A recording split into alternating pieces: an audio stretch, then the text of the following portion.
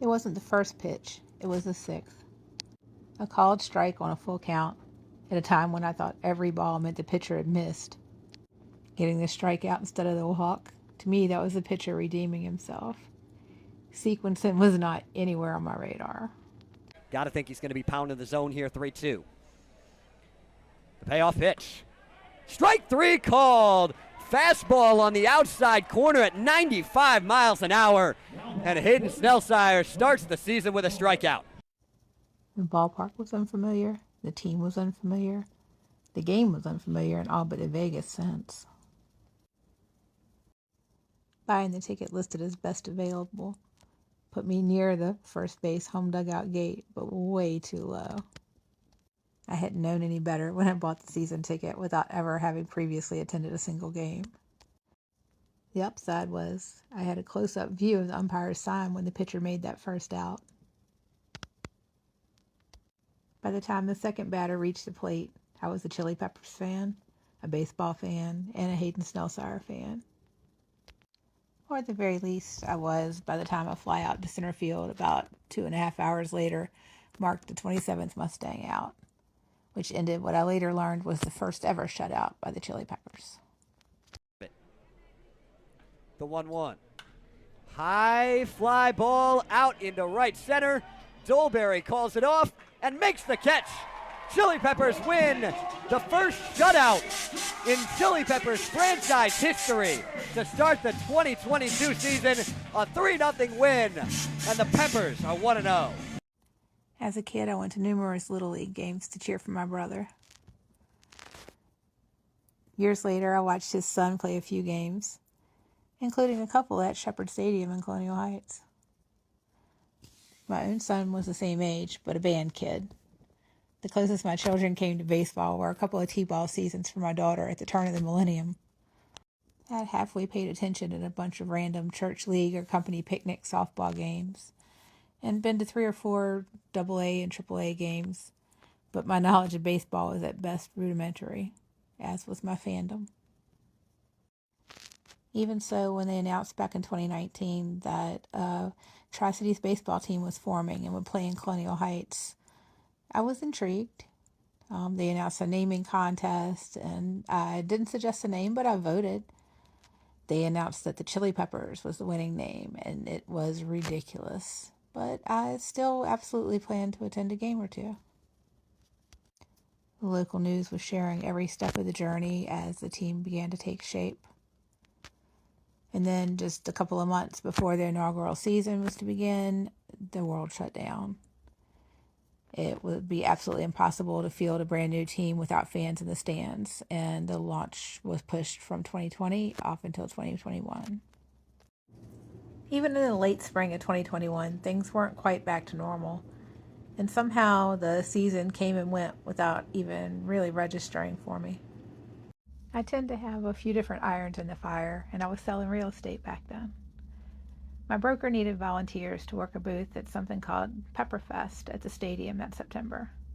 It turned out to be a fundraiser and marketing initiative for the Chili Peppers. I walked over there for my 4-hour shift and then back home at the end. Did I mention I only live a mile from Shepherd Stadium? The idea that I had not gone to a single game that year when it was something new and fun and in need of local support was almost embarrassing. I should have been going to many of the games, but I knew that being able to go anytime would basically resulted in me going never. In November, I saw an advertisement for season tickets. I gave myself a few days to change my mind, then made the purchase. I knew that if I had already paid for the tickets, I would make it to the games, and it turned out to be exactly true. I do realize not many people would buy a season ticket for a team they'd never watched, but that's just how I roll. I have always enjoyed live sports just in general, and I like the idea of something within walking distance.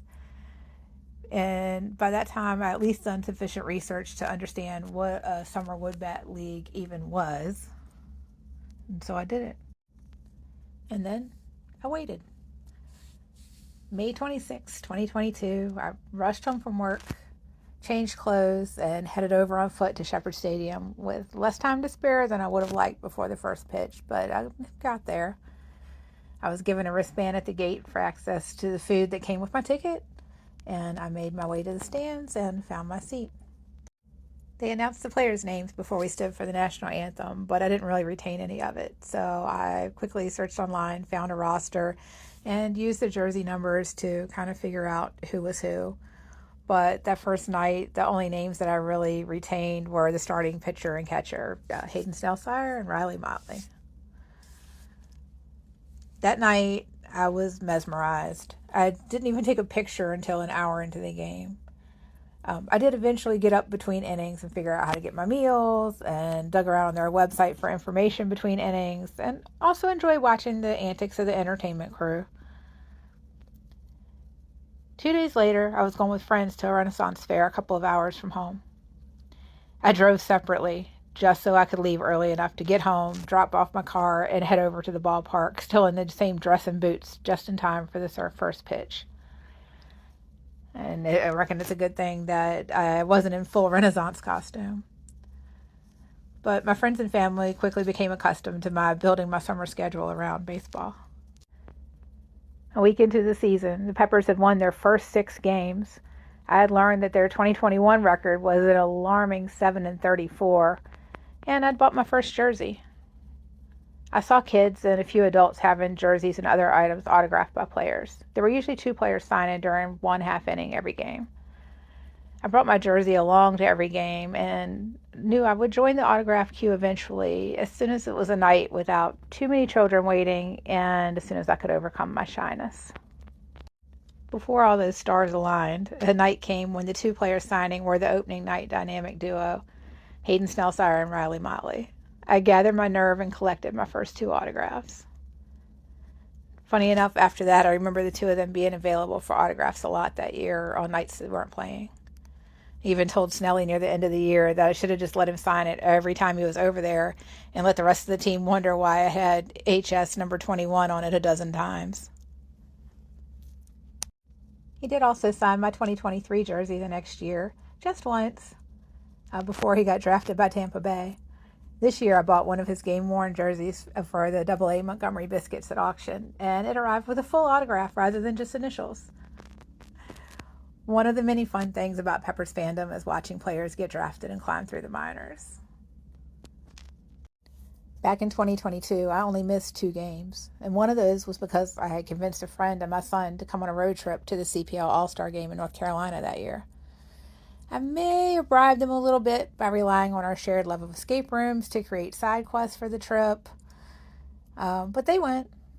My son declared the low-scoring game, which was still tied at 1 at the 6th inning, to be the most boring baseball game he ever saw, but I had a blast. I also collected 2 new player autographs for my jersey. The 3rd Chili Pepper All-Star was Hayden Snellsire, which didn't help me in my signature count, but he was pitcher of the game. Now I have a jersey for each year of fandom. My phone lock screen and even my watch face carry the team logo. I have been all in on all things Peppers, and to a lesser degree, all things CPL. If not since that first out, then definitely since that first week. As I've watched players get drafted by MLB teams and move through minor leagues, watched teams create entertainment versions of baseball that appeal to new fans, follow players to independent league teams or other summer leagues, I've learned a lot more about the sport. And the more I learn, the more I love it. But I will always remember that first night when I understood so little, yet the vibes were perfect.